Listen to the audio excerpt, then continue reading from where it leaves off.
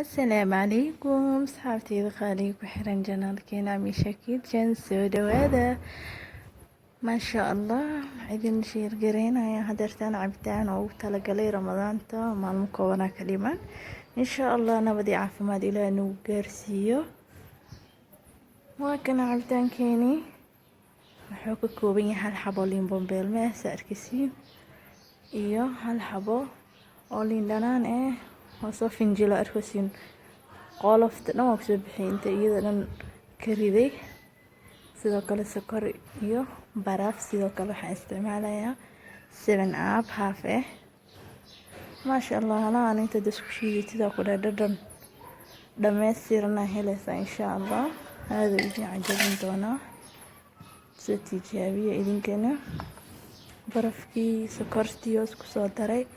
sidoo kale waxaan ku darayaa hashiliin bombeelmada ahayd iyo liin dhanaantii ilaalanta caadi ugu miisay dhanaanka ku badanayo maha si darteeda iyadana sidii liin bombeelmada kala soo yeelnay hadda shiideena maasha Allah waa kana soo shiidnay sidaan qurux badan oo soo baxay cabitaankeeni waa kana koobka ku soo shushuwaya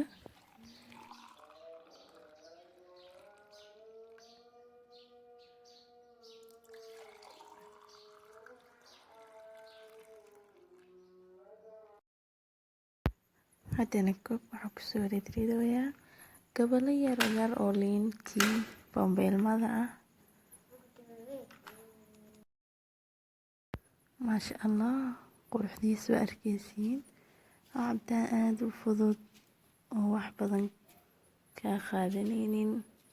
sidoo kale aad ka helaysid energy aad u fiican caafimaadka liinta si liin bombeelmada diiga soo celisaa sooma